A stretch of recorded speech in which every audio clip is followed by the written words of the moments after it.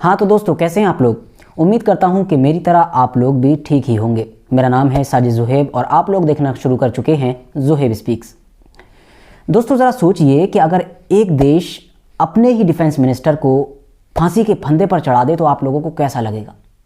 भाई, defence minister एक ऐसी पोजीशन है कि जिस इंसान के ज़िम्मे देश की पूरी सुरक्षा होती है, देश की हिफाजत होती है, उसको सब पता होता है कि कौन हमारा दुश्मन है, कौन हमारा दोस्त है, किसके ऊपर अटैक करना है, किसके ऊपर अटैक नहीं करना है, हमारी जो ताकत है वो क्या चीज़ है, हमारी जो कमज़ोरियां हैं वो क्या चीज़ है।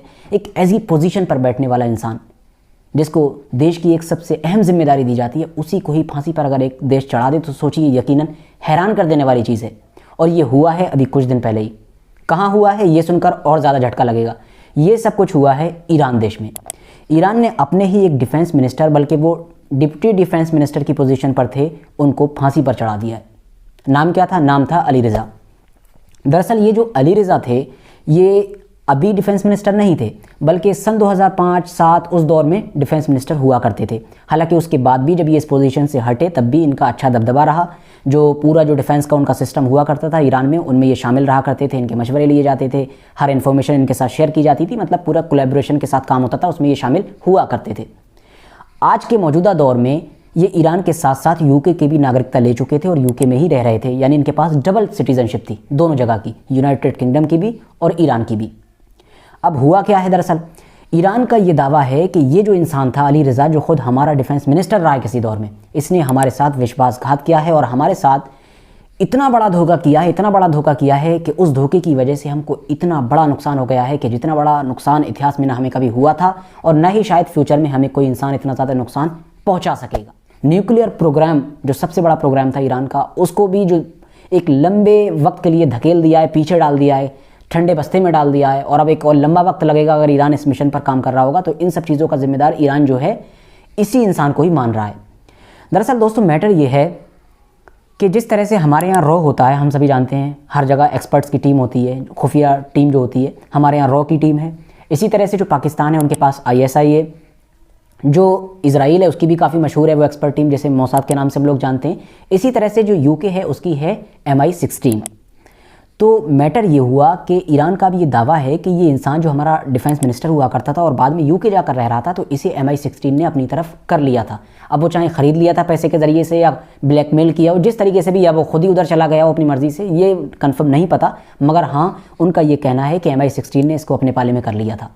अब एक ऐसा इंसान जो इतनी बड़ी बड़ी पोजीशन पर रहा था, तो जाहिर है उसके पास सारी इन्फॉर्मेशन थी ऑलरेडी ईरान से रिलेटेड। उसके अलावा मैंने आपसे कहा ही कि बाद में भी ये उनके साथ रहा है टीम में, ईरान के लोगों के साथ, तो सारी इन्फॉर्मेशन बाद की भी इसके पास रहा करती थी।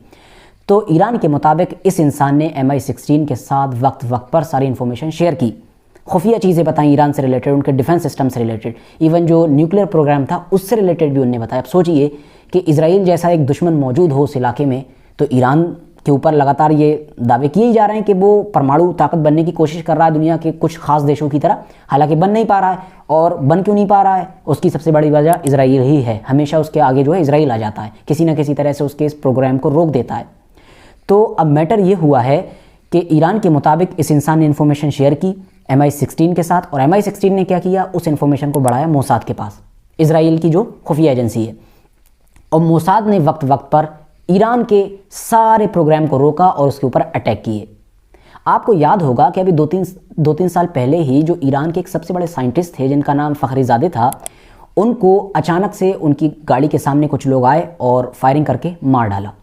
वो ईरान के सबसे बड़े साइंटिस्ट थे और एक ऐसे साइंटिस्ट थे कि जो मतलब सिंगल अकेले ही ईरान के पूरे न्यूक्लियर प्रोग्राम पर काम कर रहे थे। अब आप सोचिए कि एक ऐसा साइंटिस्ट अगर किसी देश का मर जाए कि जो परमाणु प्रोजेक्ट पर काम कर रहा है उनके, तो आप सोचिए अब उनका तो पूरा प्रोजेक्ट धरा का धरा रह गया। किसी दूसरे इंसान को वहाँ पर लाया जाएगा, वो उतना काबिल होगा भी नहीं, और अगर काबिल होगा भी तो सारे तार उसके जोड़े हुए हैं, है ना, सारा सिस्टम उसका बनाया हुआ, तो उसे समझने में तो वैसे ही टाइम लग जाएगा, क्योंकि जिसकी चीज़ होती है वही समझता है ना आसानी के साथ।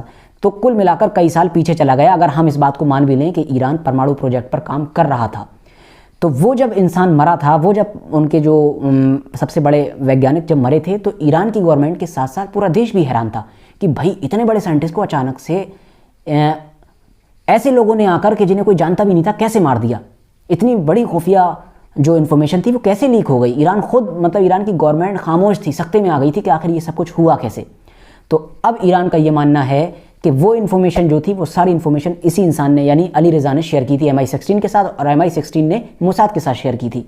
और उसने बता दिया था कि जो फ़खरीज़ादे हैं सबसे बड़े साइंटिस्ट, वो कब कहाँ जाते हैं, किस वक्त वो अकेले होते हैं, किस वक्त वो घर पर होते हैं, किस वक्त उनके साथ सिक्योरिटी नहीं होती है। और उसी प्लान के तहत इजराइल ने हमारे सबसे बड़े साइंटिस्ट को मरवा दिया था मौका देखकर।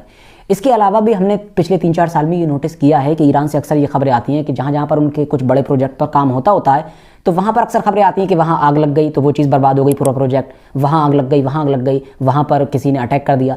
तो मतलब इजराइल की तरफ से, मोसाद की तरफ से वक्त वक्त पर ईरान के हर उस जगह पर अटैक करवाए जा रहे थे, हर उस प्रोग्राम को बर्बाद किया जा रहा था कि जिस पर ईरान बड़ी मेहनत और मशक्क़त के साथ और खुफिया तौर पर काम कर रहा था। तो इन सारी चीज़ों के पीछे भी अब ईरान ने सीधे तौर पर अली रज़ा को ही जिम्मेदार माना और कहा यही इंसान हमें अभी तक नुकसान पहुंचा रहा था, और अगर हम लोग इसे मौत की सज़ा नहीं देंगे तो आगे और भी ज़्यादा ये हमें नुकसान पहुंचा सकता है और हमारे और भी बड़े बड़े वैज्ञानिक को कत्ल करवा सकता है। ज़ाहिर है दोस्तों, मैंने आपको बताया कि ये ईरान के साथ साथ यूके का भी नागरिक था, तो यूके गवर्नमेंट का भी फ़र्ज़ बनता था कि वो इसको बचाए, और फिर एज अ सिटीज़न तो फ़र्ज़ बनता ही है बचाने का। इसके अलावा मैंने आपको पहले ही बताया कि ईरान के मुताबिक MI16 का एजेंट बन चुका था, तो भाई तो और ज़रूरी हो गया था उसको बचाना, वरना फ्यूचर में कौन उनकी तरफ आएगा, कौन उनके पाले में आएगा उनकी मदद करने के लिए। हर कोई सोचेगा ये तो बाद में बचाते ही नहीं है हमें। तो कुल मिलाकर यूके की गवर्नमेंट ने इसको बचाने की कोशिश की कई बार। बाकायदा ऐसी BBC ने तो एक ऐसी ऑडियो भी लीक की थी जिसमें बाकायदा वो बता रहा था अली रज़ा के किस तरीके से उसको टॉर्चर किया जाता है। कुल मिलाकर यूके की गवर्नमेंट हर तरह से ये कोशिश कर रही थी कि अली रज़ा को, जो ईरान की गवर्नमेंट है, वो सज़ा के तौर पर जेल में रखे, उम्र कैद कर दे, कोई दिक्कत नहीं है, मगर मौत की सज़ा ना दे। मगर दूसरी तरफ ईरान भी खोले बैठा था और उसने सोच रखा था कि अगर एक बार और, अगर वाकई अगर वो सच है तो जाहिर सी बात है कि अगर एक बार और हमने छोड़ा तो हमारा तो काम तमाम हो जाएगा। तो इसीलिए उसने लाख प्रेशर के बावजूद भी उसकी एक ना सुनी यूके की और उसको फांसी पर लटका दिया। तो ये रहा अली रज़ा का पूरा किस्सा। क्या सच क्या झूठ ये तो फिलहाल वक्त ही बताएगा, और इससे ज़्यादा जो हम मतलब बात भी क्या कर सकते हैं, जो फैक्ट्स होते हैं वही हम यहाँ पर प्रेजेंट कर सकते हैं। आज की अपनी वीडियो को हम यहीं पर ख़त्म करते हैं। मुझे उम्मीद है ये वीडियो आपको बहुत ज़्यादा इन्फॉर्मेटिव लगी होगी। वीडियो पसंद आने पर मेरे इस नए चैनल को ज़रूर सब्सक्राइब कर लें, साथ ही में बेल आइकन को भी प्रेस कर दें, अपने दोस्तों के साथ ज़रूर शेयर भी कर लें।